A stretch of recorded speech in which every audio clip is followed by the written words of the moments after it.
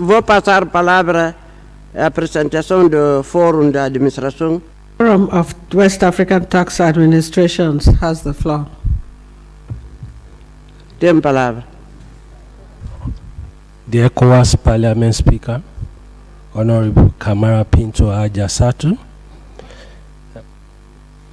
distinguished parliamentarian from the Ecowas region, the Secretary General of the Ecowas Parliament, Director, Parliamentary Liaison and Research, and members of the press and other distinguished personalities present this afternoon. It's indeed a great privilege to sit before this honorable House to present a matter that is dear to us as countries in West Africa, which is taxation. And currently there are emerging issues that we want to bring to the notice of this honorable House. My presentation is going to be in twofold. I'm going to present the introduction while I have here my colleague Mr. Kainde Kajeshomo, who has also been involved in the discourse on current issues globally.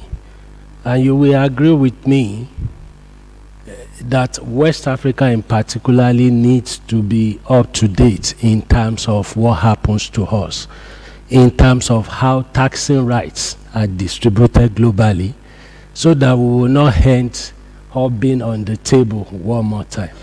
And I'm really glad that we have been given this opportunity. So I'll quickly go into my presentation to present the introductory part, while Mr. Kainde Kajeshomo will bring in some technical issues that we think this esteemed House needs to be conversant with. And I also hope that this will be an open door that will make us to be meeting every year to share the challenges and expectations of tax administrations in West Africa. Wataf is a body of tax administrations in West Africa.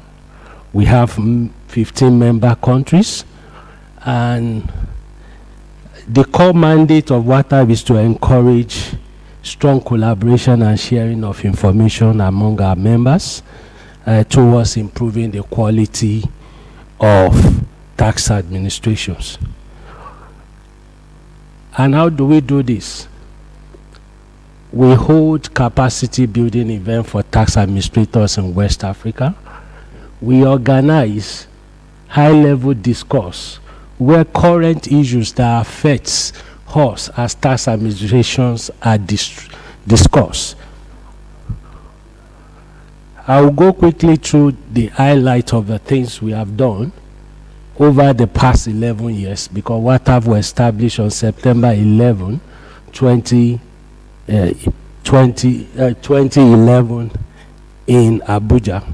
What have we done? We have successfully organized over 30 capacity building programs, and we've trained more than 1,000 members of tax administrations, and we've gotten feedback that our trainings have empowered them to improve their capacity, which has invariably led to the increase of taxes collectible in their various jurisdictions. Also, in order to deepen our conversation with stakeholders, which we think are key to helping us perform our works as tax administrators, we have instituted the high-level policy dialogue. This year we'll be meeting in September in Benin Republic, and we'll be taking a look at leadership and governance in tax administration to help improve tax revenue administration in West Africa. That will be the 4th edition of the Wataf High-Level Policy Dialogue. We hope that as we send invitation to the Parliament, we will get representative from the Parliament to be part of this discourse. Also, Wataf has built a very good reputation regionally and globally in matters that relate to taxation. Gone were the days where West Africa attend international meetings and will speak with divergent voices. Right now, we speak with a voice on matters that affect our interests in taxation. My colleague here will be speaking more to the current emerging issues that I'm sure this esteemed house will be interested in listening to. Also, Wataf participates in programs organized by the OECD, the Organization for Economic Development, the United Nations, the World Bank, and the Network of Tax Organizations, which is a body of 9 similar organizations in the world. And the idea is for us to expose our members to best practices globally.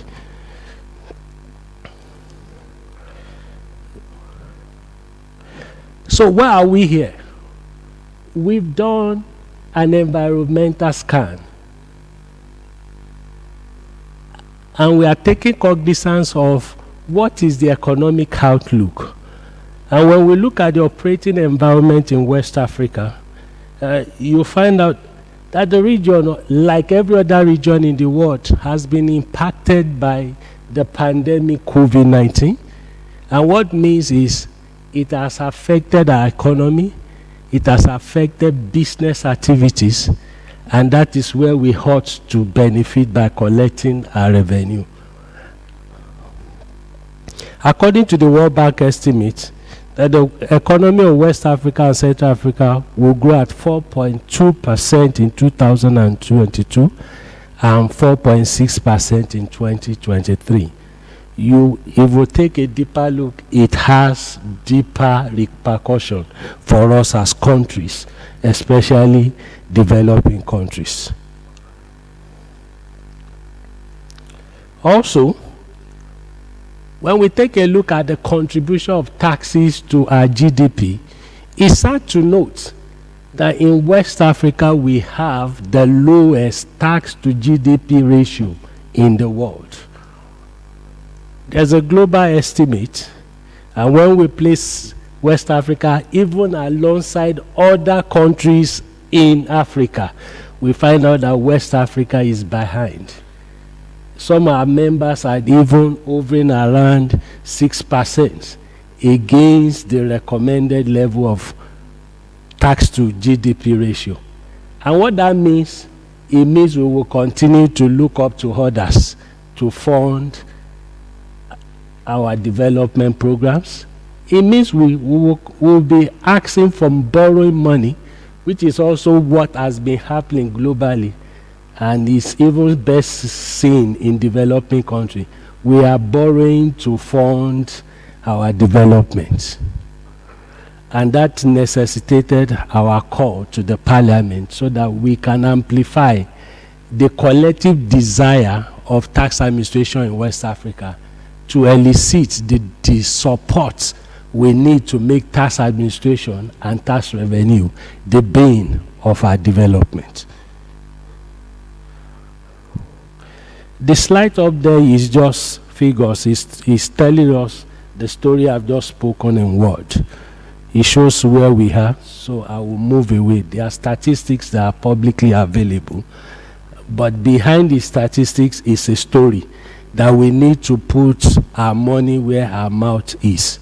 We need to support tax administration, because taxation is a product of law, and the role of parliamentarian is such that if the tax laws are not vibrant, if the tax laws are not amended as and when due, it means we'll be having high level of recalcitrance. It means the level of tax evasion will continue to rise, and then it means we will continue to be seen as beggar nations, whereas we could fund our development through taxation. This is also a slide full for thought. They are publicly available data. It also shows us our gross domestic product of member countries. I've mentioned this tax to GDP ratio of selected member countries. You can see the highest there is 20.6 kVAT. You can see 6%, 13%, and If we want to be on the path of sustainable development, we need to be around 30%, 40% upward. Most especially, that is the benchmark for the European country, the OECD companies. I move to the next time. As I hand over to my colleague here, our presentation today is to take cognizance of emerging tax issues that will affect our ability to sustainably keep ourselves afloat. It's a reality that if we don't support domestic revenue mobilization, the weight of the debts that we are accruing may sink our countries. On that note, I want to invite my friend, my colleague, Mr. Kinde, to dig deep into the technical issue. Thank you for listening to me, Mr. Kinde. Thank you, Executive Secretary at Wataf. Honorable Speaker, thank you for having me. The Honorable. It is my pleasure to be here, and I stand on existing protocol, also appreciating the Executive Secretary of Wataf. We'll quickly be speaking on the emerging tax issues that concerns our different countries, particularly our sub-region. And why are these issues important for the honorable parliamentarians? Tax system worldwide is hinged on 3 legs. The 3 legs for tax system are the tax policy, the tax legislation, and the tax administration. Honorable parliamentarians, you are responsible for one of the legs, which is the tax legislation. And in these 3 legs, or 3 tripod of tax system, the moment any of them is faulty or is not up to date or has issue, the whole tax system will have issue. And as a result, there will be insufficient revenue for government of our region to fund their activities. So it's important that our parliamentarians are up to date and are abreast of these current issues. Why is this also important for our parliamentarians to also be aware of these emerging issues? We understand the role that funding or resources, tax revenue plays in development. The moment we are unable to generate adequate revenue, the challenge is that we may likely resort to borrowing. And of course, we know the harmful nature or harmful effect of continuous borrowing without having sustainable in-house or in-country generated revenue. So I will quickly look at these emerging issues that should be of interest to the parliamentarians. These issues are the fact that we now have increased intergroup transactions and transfer pricing issue. What do I mean here? Presently, we have companies or multinational enterprises that are bigger than countries. In fact, the budget, about 100 companies have largest turnover or largest income that is bigger than companies.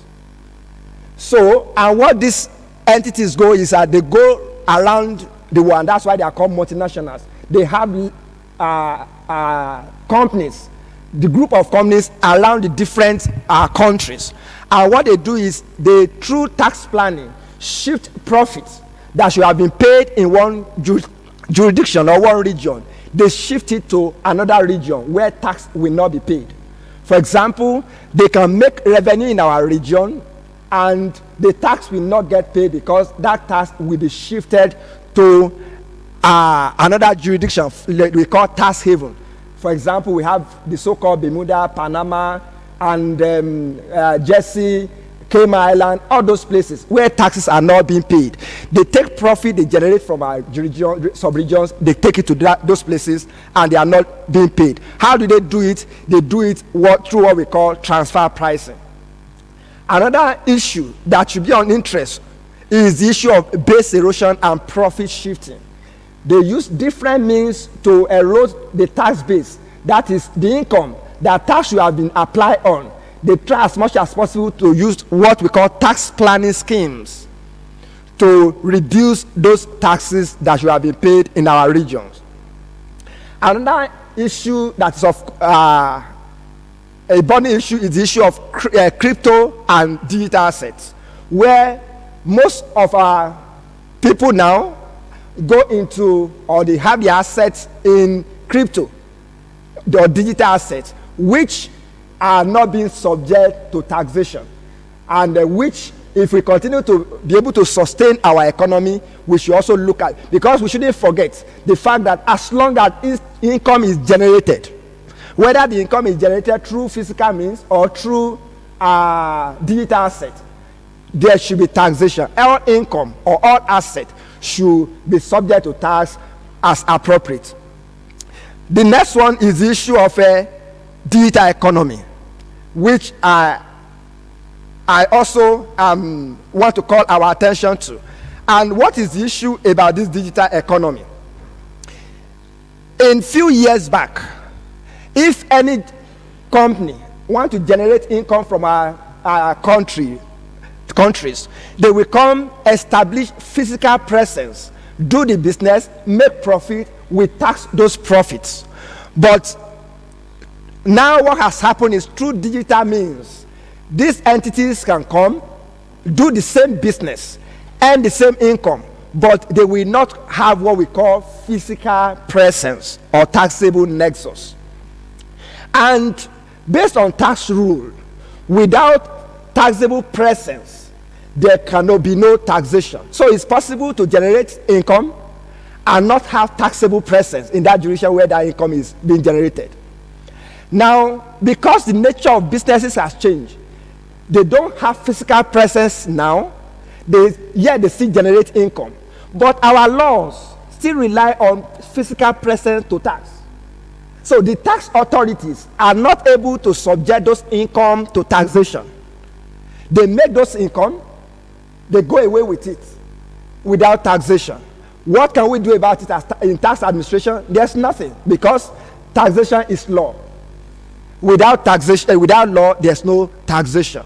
So it's an issue for our parliamentarian that we need to look at this issue. We should get abreast with it, know what are the issues here, and how we need to change the nexus or the taxable presence from the physical presence we used to have to a digital or alternative taxable presence. Now, one issues I need to call our attention to is the fact that there are global discussions that is going on about the taxation of this digital economy. Let me also emphasize here that the issue of digital economy is a good thing. There's nothing wrong or there's nothing bad in digital economy. It's a good thing that technology is improving the way we do business. It's improving the way businesses are done. It's creating values. But when these values are created, what is the need for government? Does it bring about commensurate revenue to the coffers of government for we to run the affairs of the government, to provide amenities, to provide social securities, and so on? So, instead of providing extra revenue, what he has been doing is he has even taken away what we were earning or what we were able to collect before. So there was, or there is a global issue, consensus or global discussion going on presently on how to subject this digital economy to taxation. And some countries in our region, in our sub-region, are part of the discussion going on. In fact, a rule was developed and released in October 2021, which some of our jurisdictions, some of our countries in the region have signed to. But here it is important we emphasize or we explain what our people have signed to. We also be aware, or we must have read in the newspaper or hear that Nigeria, for example, did not sign. 141 jurisdictions signed into that rule. Nigeria and 3 other countries, Sri Lanka, Pakistan, did not sign to that rule, and Kenya did not sign to that rule. Why didn't those 4 countries sign to the rule? And it's important that I bring this to the attention of our parliamentarians, so that we are able to, we can go back home and seek clarification on some of our countries that have signed into that rule. Because the danger is that some of us have signed into, yes, we understand why some of us signed, because of global pressure. We are aware, in order to get jurisdiction to sign to that rule, that there were calls to the political leaders and to some to jurisdictions, calling on them to sign, or putting pressure on them to sign or to endorse those rules. So what is in that rule? What are the dangers in that rule that Nigeria, Kenya, and 2 others have refused to sign? The first one is the scope. I have said that we have so many companies now that come to our jurisdiction. They make money and they are not subject to tax because of there is no physical presence. So the rule now says, okay, let's try and find a way to subject those companies to tax. And when our countries went for that discussion, the discussion is happening through the OECD, Organization for Economic Cooperation and Development, which is situated in Paris, France. During that discussion, why we went in there as African countries was to get additional revenue, because we are saying some of these entities are not being taxed. So tax them. Let's give us rules that will subject them to taxation. But what did they give us? The first issue with the rule is the scope. After they have developed the rule, they said only about 100 companies or multinational enterprises will be subject to that rule. So we have 1,001 companies, doing businesses in our jurisdiction, in our regions, and they said out of all this, only 100 will be subject to tax. And how did they arrive at that 100? They said for MNEs that have 20 billion turnover, 30 billion euro turnover, we can convert that to our currencies. We know how much that is. 20 billion euros turnover. So they said if you don't have that 20 billion turnover and you don't have 10% profitability, not that you are not making profit, you are making profit, but for you to be included, your profit must be up to 10% profitability before you are subject to that rule. So the 2 conditions, that is the revenue of 20 billion euro and the 10% profitability, must come together before an MNE can be subject to tax in our jurisdiction. And as a result of that, we have less than 100 companies that fall into that group.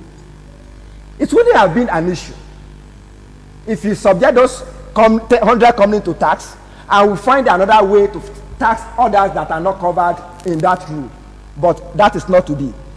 They said, the rule says, under a rule they call unilateral measure, that the moment you are able to tax any of those 100 companies, whether it's only one of them you are able to tax, every other entities, you must not subject them to tax. So if we have in our jurisdiction, for example, we have 1,000 entities that are generating income from our jurisdiction. Any of them that does not have 10 billion turnover, global turnover, and does not have 10% global profitability, we will have to fold our hands and can't tax them, despite the fact that they are generating income from our jurisdiction. The second issue is, it doesn't stop there. Out of those 100 MNEs, they said for you to tax any of them, they must generate turnover of 1 million euro from our jurisdiction. So let's assume, for example, Facebook. Let's assume Facebook is one of the 100. The rule now says further that before we can tax Facebook, Facebook must have generated turnover of 1 million euro from our jurisdiction. And in Nigeria, for example, 1 million euro will translate to about, I don't want to use black market rate, let's use official rate. That's about 430 million. So any year that Facebook has not generated 430 million euro, 430 million naira, Nigeria will fold its hand and not tax Facebook. That is the rule we have been given and we are signing to. Then for some small countries, they said, oh, they are if your GDP is lower than 4 billion USD, that Facebook must generate 250,000 euro from your jurisdiction before you can tax them. Now, let me take it back to Nigeria again.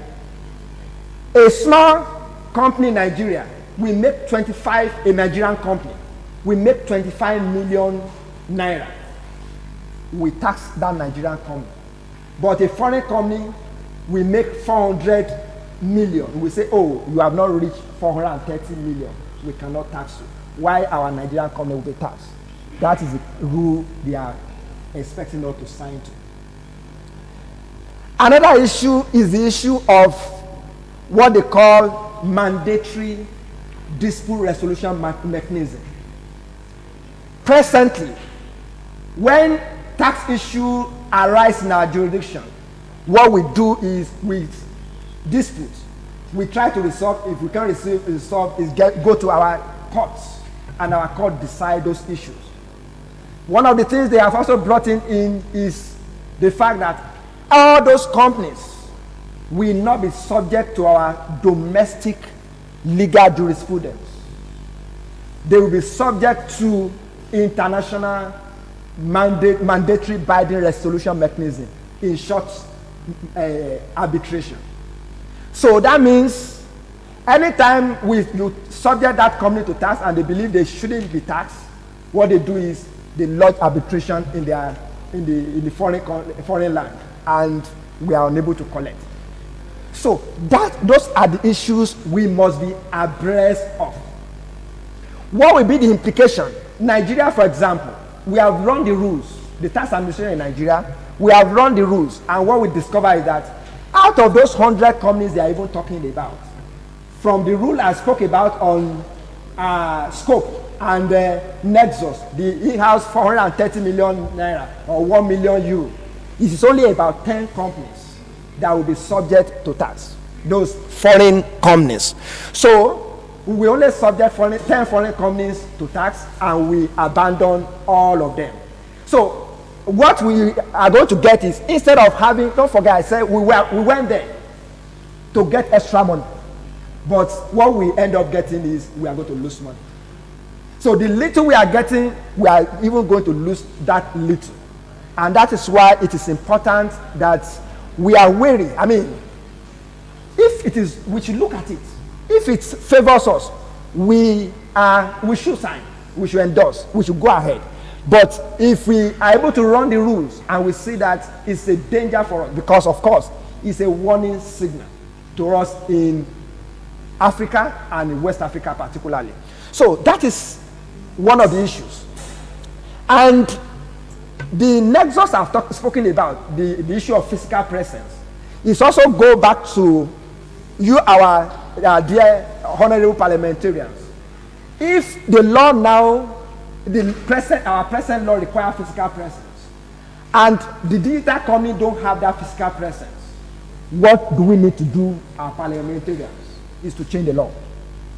So we need to, if it involves asking, of course, who we call tax experts, if we need to call the tax expert to find out what are the rules that need to be changed, let's go back and find out and go back and change the rules so that we are able to effectively subject these companies to taxation in our jurisdiction.